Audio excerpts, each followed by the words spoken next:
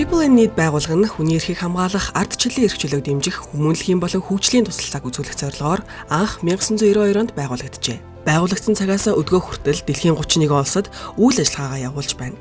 So my name is Mark Tasse. I'm the country director for People in Need here in Mongolia. People in Need, or PIN as we call it, has been around for 26 years. It was founded in 1992, just after the Velvet Revolution in the Czech Republic. The focus was a group of social activists, journalists, and development people that got together to deal with internal issues resulting from the collapse of the Soviet Union and the independence of the Czech Republic. Over the years, they've expanded. They now operate in 18 countries. We've worked in 54 countries globally in the last 25 years, worked with over 18 million people that we've aided and helped. So PIN has very much become a global organization focusing primarily on emergency response, which is how we usually come into the countries, and then focusing on reconstruction and development afterwards. Манай улсад 2009 онд зудад нэрвэгдсэн орон нутгийн иргэдэд яаралтай тусламж үзүүлж үйл ажиллагаагаа эхлүүлсэн бөгөөд 2011 онд төлөөлөгчийн газраа нээсэн юм. People in Need байгууллага нь эдийн засгийн хөгжил ба засаглал, эрчим хүчний хэмнэлттэй хэрэглээ, эрүүл мэнд боловсрол, хүний эрхийг дэмжих чиглэлээр хот хөдөөд үйл ажиллагаагаа явуулж байна. So historically, some of the first projects we did was experimental farms in the South Gobi.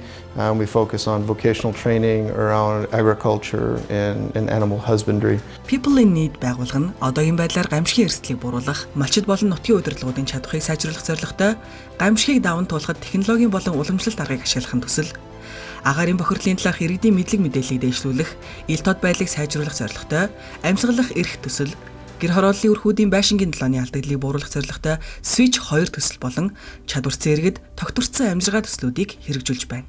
So the Appeal Power Project, Empowered People, Improved Livelihoods, is a European Union funded program, and the focus is to develop alternative incomes and employment and income streams within rural Mongolia, particularly in Urhangay province. So we're looking at working with cooperatives, cooperative development. We're looking at some SME developments as we go through, looking at developing some funding options, so expansion and redeployment of the SUM Development Fund, which is a small local small business financing initiatives, looking at areas of good governance, so how can local SUM or village governments, regional, provincial governments develop better policies and better conditions to improve the opportunities for investment and development within their communities. A lot of the focus of what we're doing in that project is working on developing local community service organizations, CSOs, on better serving and providing services to cooperatives and SMEs and government so that they can become tools and instigators for economic development. The end beneficiary being the cooperatives and cooperative owners. So a lot of these are herders and who are running these other businesses or started these other businesses sort of as side businesses to increase their revenue streams. So we work with them on things like business planning. We look at case studies of what are some alternatives or potential types of products and things that they can develop for their cooperative, how to better work together, how to be a more functional, effective cooperative. So financial planning, marketing, and then organizing them and working with them on how to organize events like festivals and community markets that brings their products to market as they go through. So the real focus here is on developing that small rural economy, bringing alternative incomes to those areas, and potentially giving an opportunity to grow into a larger market. Хөдөө орон нутгийн иргэдийн ихэнх нь мал маллаж олсон орлогоороо аж амьдралаа залгуулдаг. Орон нутгийн иргэд худалдаа арилжаа хийх, газар тариалан эрхлэх боломжтойч мэдээллийн хомсдол, санхүүгийн боломжоос шалтгаалan үйл ажиллагаагаа явуулахад хүндрэл бэрхшээл ихээр тулгарч байна. Монгол Улсын засгийн газрын 2011 онд сум хөгжүүлэх сан байгуулах санаачлаг гарган, орон нутагт бизнес эрхлэгчдийн үйл ажиллагаанд дэмжлэг үзүүлэх зорилгоор хөнгөлөлттэй зээл олгож эхэлсэн. Гэвч уг сангаас дэмжлэг авахын тулд хөдөөгийн бизнес эрхлэгчид мэдээлэлтэй байх, бизнесийн төсөл санаачлах, боловсруулах ойлголт чадвар муу байсан юм а. Энэхүү асуудлыг шийдвэрлэх нь орон нутгийн иргэдийн амьжиргааг дэвшлүүлэх, сум орон нутгийн хөгжилд ихээхэн түлхэж зөвхөөр байлаа. Ингээд People in Need олон улсын байгууллага 2016 оноос 2019 он хүртэл зорилтод 2 аймгийн 10 сумын иргэд болон хоршоод иргэний нийгмийн байгууллага жижиг бизнес эрхлэгчдэд дэмжлэг тусалцааг үзүүлж эхэлсэн юм. Чита буюу Чадваржсан иргэд-Тогтвортой амьжиргаа төсөл нь Архангай аймгийн Цэнхэр хотод Үгийнуур, Хашаат, Эрдэнэ булган, Өвөрхангай аймгийн Арвахэр, Хар хоргон, Батүлзий, Бүрд, Хужир цумуудад амжилттай хэрэгжиж байна. Чита төсөлд Монголын хоршооллын сургалт мэдээллийн төв, Монголын хуульч эмэгтэйчүүдийн холбоо, мэдлэгийн сүлжээ төрийн бус байгууллагууд түншлэн хамтран ажиллажээ. За тэгэхээр Монголын хуульч эмэгтэйчүүдийн холбоо гэж төрийн бус байгууллага бол мэргэжлийн холбоо. Тэгэхээр манай холбоо бол үндсэндээ хууль эрх зүйн чиглэл, засаглалын чиглэлээр ажилладаг. Монголын хоршооллын сургалт мэдээллийн төв 1998 онд байгуулагдсан. Одоо үндсэндээ 20 дахь жилдээ үйл ажиллагаа явуулж байна. Тэгэхээр тус төвийн гол үйл ажиллагаа бол Монгол улсад үйл ажиллагаа явуулж байгаа хоршоодын гишүүдийг чадахжуулах, хоршооллын хөдөлгөөнийг орон даяар өрнүүлэн хөгжүүлэхэд хувь нэмрээ оруулах юм зорилготой төрийн бус байгууллага. Мэдлэгийн сүлжээ төрийн бус байгууллага нь Чадваржсан иргэд-Тогтвортой амьжиргаа төслийг орон нутагт хэрэгжүүлэгч байгууллага. Төсөл маань 2016 оноос хойш Арангай, Өвөрхангай аймгийн 10 суманд хэрэгжиж байна. Төслийн гол зорилго маань хоршоод бичил жижиг бизнес эрхлэгчдийг чадахжуулах замаар тэдний орлого ашигыг нэмэгдүүлэх гэсэн зорилготой байгаа. Тэгээ энэ зорилгыг хэрэгжүүлэх хүрээнд бол төслийг одоо хамтран хэрэгжүүлж байгаа түнш байгууллагууд өөр өөрийн үүрэг оролцоотой энэ төслийг бол хамтран ингээ хэрэгжүүлж ажиллаж байна. За тэгээ манай хувьд бол ялангуяа энэ сум хөгжүүлэх сангийн хэрэгжилтийн байдалд судалгаа хийгээд за тэрнийхээ үндсэн дээр тодорхой хэмжээний зөвлөмж гаргаж за хүнсүүдийн аж ахуй яам болон за сум орон нутгийн удирдлагууд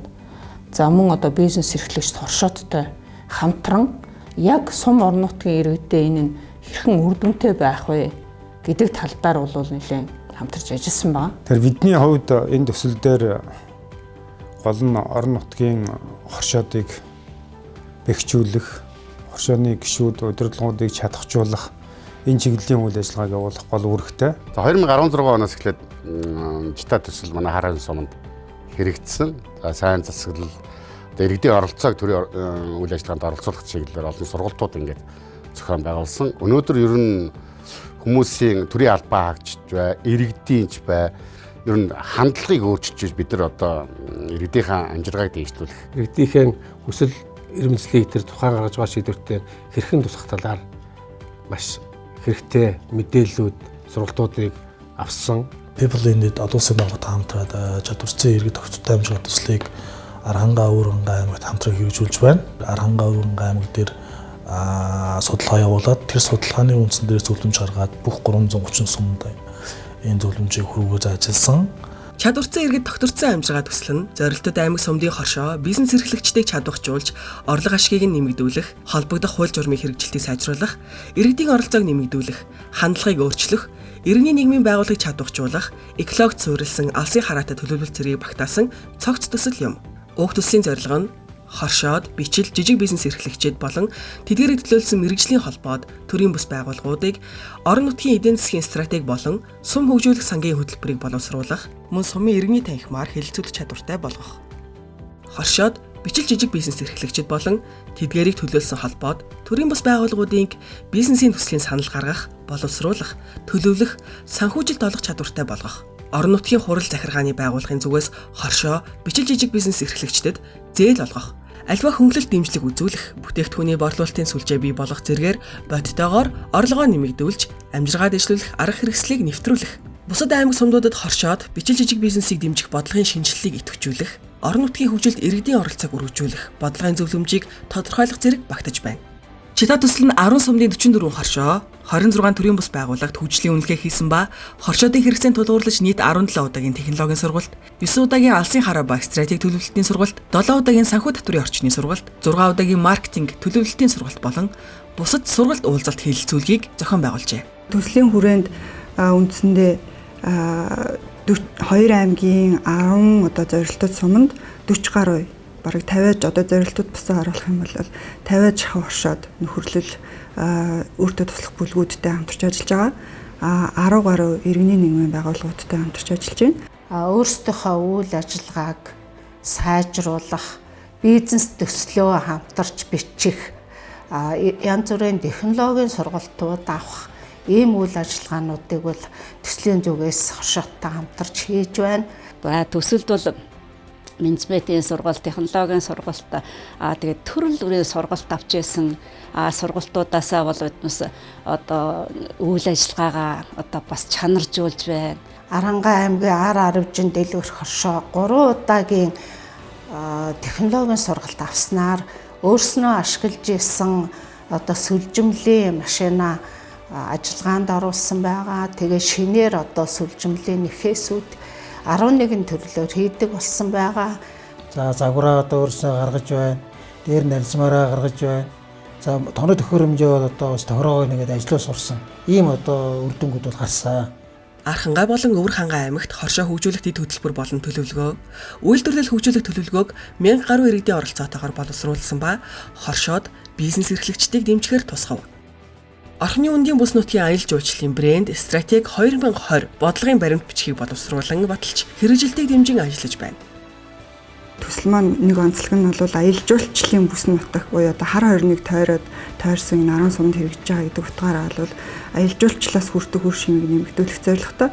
Орхны үндийн соёлын дурсгалт газар амьдарч байгаа иргэдийн гар урлал, цагаан эдээ, хоол юу л байна. Энийг одоо аялал жуулчлалын энэ зуны улиралд одоо хар хорон хотод дээр авчирч бизнес их боломжийг бас бүрдүүлэх талаар стратеги төлөвлөгөө боловсруулад бас түлшлийн гэрээ байгуулж ингэж ажилласан. Орон нутгийн удирдлагууд бол их сайн ажилласан. Аймгийн засаг дарга, аймгийн засаг даргын орлогч нар за тэгээд тэр тухайн одоо асуудлыг хариуцсан газар хэлтс бол их сайн ажилласны үр дүнд 2017 онд анх удаага Торгоны зам ба хар хором хот гэдэг аялал жуулчлалын фестивалыг Өвөр хангай аймгийн санаачлагаар хар хором хотод анх удаага зохион байгуулсан байгаа. Үүгээр бол маш амжилттай анхны удаа гэхэд нэлээдгүй амжилттай зохион байгуулад манай зорилттой хоршоодоос 10-аад хоршоо одоо орон нутгийн яг орон нутагт үйлдвэрлэсэн бүтээгдэхүүнээ тийм нутгийн хоршоод маань өөрсдөө үзэсгэлэн худалдаанд оруулсан байгаа. Торгоны зам ивент үйл ажиллагааг сумын захиргаа аймаг Өвөр хангай аймаг сумын захиргаа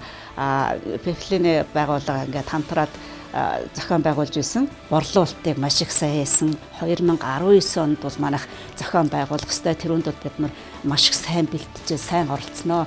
Тэнд бол маш их одоо аялал жуулчлалын Монголын одоодын олон улсууд оролцдог. Тэрүүнд бол одоо биднээс их баярлалтай. Одоо энэ зуны одоо 7 сарын 15-наас 18-ны хооронд хар хорон хотод Торгоны зам ба хар хором гэсэн ивент арга хэмжээ, аялал жуулчлалын ивент арга хэмжээ зохион байгуулагдаж байгаа. Одоо гар урлалын бүтээл, хүн цагаан эдэг бас ингэж нийлж ингэж аялал жуулчлалын энэ ивент арга хэмжээд оролцсноо гэдэг байдлаар саналаа одоогоор ирүүлээд байгаа. Бас 2 аймагт аялал жуулчлалын вебсайтыг одоо хөгжүүлэн ажиллаж энд бас давхар нөгөө хоршоодуудаа оролцуул хоршоодуудаа одоо аялал жуулчлалтай холбож хамтарч ажиллаж байгаамаа. Улсын болон орон нутгийн хэмжээний үзэсгэлэн худалдаанд зорилттой торшоодыг дэмжиж оролцуулсан ба нийт 37 сая төгрөгийн бүтээгдэхүүн борлуулжээ. Архангай болон Өвөр хангай аймгийн 10 сумдад аялал жуулчлалын хөгжлийн дэд хороодыг байгуулсан ба цаашид боловсруулсан бодлогын баримт бичгийг хэрэгжүүлэх чиглэлд ажиллах юм. Сум орон нутгийн жижиг дунд үйлдвэр эрхлэгчдийг хөнгөлөлтөө зээлээр дэмжих зорилгоор 2011 оны 134-р тогтоолоор сум хөгжүүлэх сан байгуулагджээ. Сум хөгжүүлэх сангаас шууд санхүүжүүлдэг тул арилжааны банкаар дамжихгүй сумын засаг дарга шууд гэрээ байгуулан олгодог. Барьцаа хөрөнгийн баталгааг арилжааны банк шиг хатуу нөхцөлгүй. Улсын төсөвт их усүрийг буцаан татдаггүй учраас байнгын сумын хөгжил тасралтгүй эргэх санхүүгийн их усүр болсон юм. За Монгол Улсын засгийн газраас хөдөө орон нутгт ялангуяа сумд жижиг дунд үйлдвэрийг дэмжих, тэдгээрийг санхүүгийн дэмжлэг үзүүлэх зорилгоор 2011 оноос энэ сум хөгжүүлэх санг байгуулан орон нутагт хөрөнгөийг хуваарлсан байдаг. За улмаар 2012, 2013, 2014 онд нийтдээ 4 жил дараалал хөрөнгө хуваарлаж нийт одоо 330 суманд 84 тэрбум төгрөгийг хуваарлсан байдаг. За 2018 оны жилийн эцсийн байдлаар энэ хуваарлсан хөрөнгө маань өнөөгийн байдлаар нийт 30 мянга гаруй зээлдэгчдэд 160 тэрбум төгрөгийн хөнгөлөлтөд зайлуулсан байдаг. Сум хөгжүүлэх сангийн үйл ажиллагааг одоо сайжруулах, ил тод болгох. За тэгээд хамтарч ажиллаж байгаа 2 аймгийн түвшинд хамтарч ажиллаж байгаа 40 хоршоодыг энэ сум хөгжүүлэх сангийн санхүүжилтэнд холбох чиглэлээр бол энэ сум хөгжүүлэх сангийн үйл ажиллагааг сайжруулах чиглэлээр орон нутгийн удирдлага, иргэний нийгмийн байгууллага, тухайн сумын бизнес эрхлэгт хоршоодуудтай бол хамтарсан ийм уулзалт хэлэлцүүлгийг нэлээд одоо орон нутгийн удирдлагатай хамтарч идэг. Сум хөгжүүлэх санг ажиллахаар нээлттэй болгох сум хөгжүүлэх сангийн төсөл сонгон шалруулах багийг одоо бас чадахжуулах чиглэлээр нэлээд ажилласан. Орон нутгийн иргэд бизнес эрхлэгчид бол энэ одоо тухайн орон нутгийн одоо сум хөгжүүлэх сан болон бусад сангийн үйл ажиллагаа бол иргэдэд ил тод нээлттэй байх хэрэгтэй. Энийг бид нэр өөрсдөө мэдээллийг одоо ингэж ирж хайрж энэ мэдээллийг олж авах нь чухал юм аа гэх тий. За энэ байдал дээрээ үндэслээд иргэдийн маань одоо энэ үүнд оролцоо бол одоо өмнөхөөсөө бол илүү их сайжирсан. Мөн мессеж үйлчилгээг ашиглан 2812 бизнес эрхлэгчдэд сум хөгжүүлэх сангийн эргэн төлөлт болон хөнгөлөлттэй зээлийн төсөл сонгон шалгаруулалтын талаарх цаг үеийн мэдээллийг хүргэжээ. Арангаа өргөн аймаг дээр судалгаа явуулаад тэр судалгааны үндсэн дээр зөвлөмж гаргаад бүх 330 сумд энэ зөвлөмжийг хүргэж ажилласан. Аливаа санхүүгийн үйл ажиллагаа ил тод байх тусам иргэд мэдэх оролцох тусам одоо тэр бодлого зөв хэрэгжих энэ хандлага руу явдгаа гэдэг бид нар одоо манай төрийн албаагчид ер нь одоо иргэд бас тэр тал руу нэг ойлголттой болсон. Бизнес канвас буюу бизнесийн загварын хавт гаргачлалыг орон нутагт нэвтрүүлж 5 бизнес кейс боловсруулан 5,000 ширхэг хэвлэж иргэдэд тараасан бөгөөд 32 хоршоонд бизнес канвас харгачлалаар бизнес төлөвлөгөө боловсруулж сум хөгжүүлэх сангаас санхүүжилт дэмжлэг авдаг боллоо. Иргэд бол үнэхээр төсөд бичгээс нь ахгуулаад тий бизнесийн гараа яаж эхлэх үгээс нь ахгуулаад бас нэлээд том алхам бий болсон. Бизнес модель canvas гэдэг ийм аргачлал буюу түүлийг одоо анх удаага орон нутгийн иргэний нэгэн байгууллагуудад нэвтрүүлээд түүнийг бол хоршоотод сургалт хийхэд нь ашиглуулсан байгаа. Одоо төслөчлөлөөр бас мэдлэг муутай байсан. За энэ одоо сургалтаа авч чатаастай хамтран ажилласнаар бид нар одоо стратеги төлөвлөгөөрөд бол босруулсан урт хугацааны, дунд хугацааны, богино хугацааны гэдэг ингээд сараар улирлаа төлөвлөлөд ингээд ажиллаж байна. За 2018 онд мөнхөд аривчин дэлгэрэх хошинд мөн бизнес канвас аргачлал зөвлөгөө өгсөний үр дүнд хөдөлмөр эрхлэлтийг дэмжих сангаас бас 20 сая төгрөгийн санхүүжилт авсан. Яг стратеги дэмжих төсөлд одоо төсөл бичиж энэ бас дэмжигдэж энэ төслөөс дэмжлэг аваад ингээд бас үйл ажиллагаа сайжруулад бас ингээд явж байгаа. Энэ үл энэ одоо сургалтын одоо үр дүн гэж харж байгаа. Мөн сайн засаглал, тогтвортой хөгжил ба ногоон эдийн засаг, хувь хүний хандлага сэтгэлгээний өөрчлөлтийн талаар 476 төрлийн албан хаагчдад сургалт зохион байгуулсан байна. Сайн засаглалыг бүрдүүлснээр нутгийн бас хөгжил, хувийн хөрөнгө оруулагчид орж ирэхийн таатай боломжийг бас бүрдүүлж байгаа. Сайн засаглалын одоо тусгаалсан юм сургалтыг яг сумын одоо томын газрын ажилтнууд болон сумын иргэдийн төлөөлөгчдийн хурлын төлөөлөгч нарт удирдлагуудад хийсэн сум хөгжүүлэх хяналтын зөвлөл, төсөл сонгон шалгаруулах зөвлөлийн 300 гишүүдэд 6 удаагийн сургалт, 10 зөвлөж өгсөн ба суманд ил тод байдлын самбартай болж мэдээлэлээ тогтмол байршуулдаг болсон байна. 200 гаруй одоо сургалт, семинар, хурал уулзалт гэдэг арга хэмжээнүүдийг зохион байгуулсан байдаг. Тэгээд үүнд бол давхарцсан тоогоор 3700 гаруй орон нутгийн иргэд бол зорилттой танаа сумаас оролцсон байгаа. Сургалтыг хийснээрээ бид нар өөрсдөө ингэж хамтарч ажилласанаа төрөмс байгууллагад үйл ажиллагаа явуулах бүрдээ өөрсдөө бол бас чадварчж байгаа. Бас мөн өөрсдөө бас чадварчих юм сургалтуудад хамрагдаад бас нэлээд олон зүйлийг ингээд сурч мэдж байна. Төсөл эхлснээс хойш Архангай, Өр хангай аймгийн 10 сумын хоршоод бичил, жижиг бизнес эрхлэгчид болон тэдгээрийн төлөөлсөн холбоод төрийн бас байгууллагууд бизнес санхүүгийн мэдээлэл тогтмол авч өөрсдийн санаачилсан төслөө боловсруулах аргачлал суралцсан сум хөгжүүлэх сангаас хөнгөлөлттэй зээл авч өрхийн амьжиргаа дэвшлэн сум орон нутгийн хөгжилд тодорхой үр дүнгууд гарчээ. People in Need олон улсын байгууллагаас хэрэгжүүлж буй чадваржсан иргэд-Тогтвортой амьжиргаа төсөл хэрэгжсэн 10 сумын өнөөгийн байдлыг дүгнэхэд хоршооны гишүүдийн идэвх оролцоо, хоршоодын хоорондын хамтын ажиллагаа, санхүүгийн чадвар нэмэгдсэн байна. Техник технологийн хангалт болон мэрэгжлийн боловсон хүчин дутагдaltaй байсан хоршоод энэхүү асуудлаа шийдвэрлэж чаджээ. Орон нутгийн иргэд маркетингийн мэдлэг олж авснаар бизнесийн цар хүрээгээ тэлэх, шинэлэг санаа, үйл ажиллагааны хэтийн төлөвлөлтөд боловсруулдаг чадвартай болжээ. За маркетингийн талаар бол бид нар одоо ямар ч ойлгоцгүй маркетинг гэж одоо юу юм тэрийг одоо сайн мэддэггүй юм байсан. За энэ чата төслийн хүрээнд одоо сургалт авснаар одоо сошиал захин мэргэжтэй харьцаа яаж одоо Facebook пэйж утсаа хөтлөх юм тийм ээ яаж вебсайттай болох юм бүтээгдэхүүнээ сабглоо бодол дайш шиг яаж сайжруулах юм гээд нэлээд одоо сургалт авсан. За энэний үр дүнд бид нар өнөөдөр Baby Yak гэсэн одоо пэйж утастай байна. Baby Yak гэсэн одоо вебсайт утастай болсон. Одоо энийг хөтлөөд нэг шинээр явж байна. Нэрийн хотос тэгээ шинээр наадаг зам шошго Тэгэл одоо баглаа бодол дээрээ одоо бас шинжилт хийгээ явж байна. Бүтээгдэхүүнөө нэр төрөл бас нэлээд их олширсан, бас нэлээд их төвшүүд гарч байгаа. Тэгээ хоршоодууд маань өөрсдөө бас санхүүгийн тайлан гаргах, ерөнхийдөө нийгэм рүү чиглэсэн үйл ажиллагаанд бас ихэвчлэн оролцдог болсон нь бол бас энэ төслийн үр дүн гэж ойлгож байгаа. Үүнээс гадна үндэсний боловсруулах үйлдвэрүүдтэй танилцах аялал, улсын тэргүүний хоршоодын туршлагыг судлах, хүлэмж, хүнсийн ногоо тариалт болон зойр барих технологийн сургалт, Өвөр Монголын Шилэн гол аймгийн баруун үзэмчин хушууны хоршоодтой туршлага судлах аялал, Канадын засгийн газрын дэмжлэгтэй хэрэгжиж буй InvestCope Монгол төслийн хоршоодтой туршлага солилцох, түншлэлийг бэхжүүлэх, уулзалт хэлэлцүүлэг, улсын болон 2 аймгийн намрын болон цагаан сарын үзэсгэлэн худалдаанд оролцуулж, зах зээлийг дэмжих 5 бизнес кейс буюу бизнесийг шинэлэг шийдлийг танилцуулж, нэвтрүүлэх чиглэлээр дэмжиж хамтран ажиллаж байна. Зохион байгуулсан үйл ажиллагаануудаас эргээд харах юм бол өнөөдөр хоршоодуудын удирдлага гишүүдэд маш их хэмжээний хандлага нь өөрчлөлт орсон байна. Хандлагт бол их өөрчлөлт орсон гэж ингэж харж байгаа. Үнэхээр яг одоо сургалтын дараа юу хийж гин, за ямар өөрчлөлт гарав, за ямар үр дүн гаргаж байна гэдэг талаасаа бол нэлийн бас одоо үнэлгээ судалгаануудыг явуулахад бол энэ байдал маань бол нэлийн одоо өргөнтэй болж байна гэдэг энэ дүгнэлт бол хийгдсэн байгаа.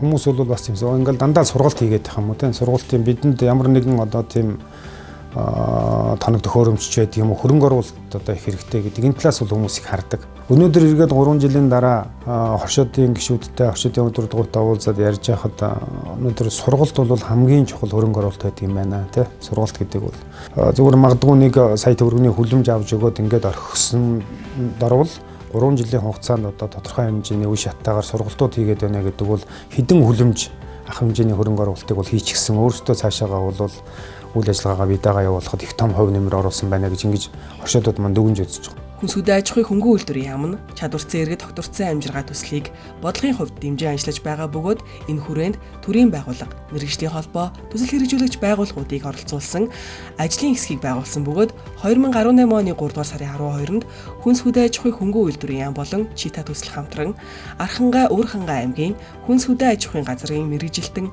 зорилтод 8 сумын цэцэг дарга, сум хөгжүүлэх сангийн мэргэжилтэн, төслийн сурагч багш зөвлөх ажлын хэсгийн гишүүдийг оролцуулсан Тогтвортой хөгжлийн зорилтын биелэлт Чита төслийн оруулах хувь нэмэр хэлэлцүүлгийг зохион байгуулсан ба уг үйл ажиллагааны үеэр зорилтод сумдын засаг дарга нар цаашид People in Need олон улсын төрийн бус байгууллагатай болон Чита төсөлтэй хамтран ажиллах санамж бичигт гар үсийг зурсан юм. So the appeal project and a lot of the other projects we're working on are focusing on dealing with current issues and present issues within Mongolia. One of the key things in the delivery of how we're doing these things within Mongolia is working through local CSOs, through local other nonprofit organizations that are Mongolian bred and arranged. And what we're looking at and what we're trying to do is not just come in and bring solutions to Mongolia, but PIN's philosophy really is to focus on developing the local capacity, to build the ability for the Mongolian CSOs and organizations to manage and deal with their own issues internally, find external and fund sources for their projects, and really find a made in Mongolia solution. So to us, the goal and the long-term objective is we become helpers, advisors, maybe consultants, with Mongolia being the steerers, the primary deliverers of the solutions and the issues that Mongolia needs. So our goal is obsolescence, that we are no longer needed within Mongolia. Одоо библиэнээс одоо биднусыг маш олон юмд сургаад, маш сайхан юм үзүүлээд, ингээд туршлагажуулаад ингээд өгч байгаа библиэний байгууллагч та төслийнхээ хамт олонд маш их баярлалаа. Биднус энэ итгэлийг алдахгүйгээр өшөө их хамт олонд өшөө их сайхан олоосоо хамруулж, өшөө их олон хүнд сургах болно, ажиллах болно. Биднус өшөө сайхан ажилланаа. Баярлалаа та бүхэндээ. People in Need олон улсын байгууллага нь Монгол улсад хүмүүлийн болон хөгжлийн туслалцааг үзүүлэх, хүний амьнасыг хамгаалах, ард ирээдийг чадваржуулан тогтвортой амьжиргааг хангах зорилт тавин ажиллаж байна.